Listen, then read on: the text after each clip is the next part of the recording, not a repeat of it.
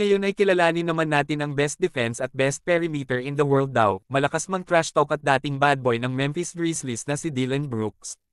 Si Dillon Brooks, ipinanganak noong January 22, 1996, edad 27, may taas na 6 feet 6 inches position shooting guard, point guard ay isang Canadian professional basketball player para sa Houston Rockets ng National Basketball Association, NBA. Naglalaro din ito sa FIBA sa Team Canada. Naglaro siya ng basketball sa kolehiyo para sa Oregon Ducks, kung saan siya ay pinangalan ng Consensus Second Team All-American at nakakuha ng Conference Player of the Year honor sa Pac-12 noong 2017.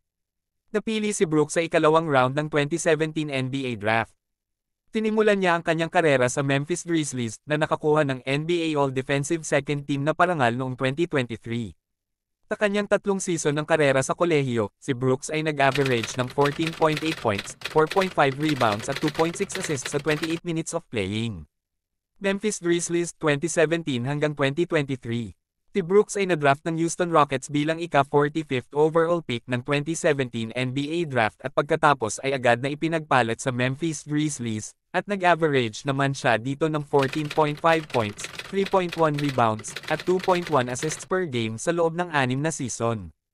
Houston Rockets. Noong July 8, 2023, si Brooks ay nakuha ng Houston Rockets bilang bahagi ng isang trade agreement.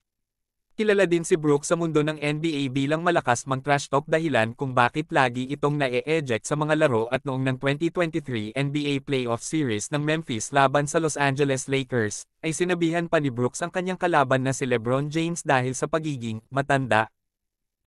Habang nag-a-average naman ito ngayon sa FIBA World Cup ng 11.7 points, 2.7 rebounds, at 2.3 assists per game.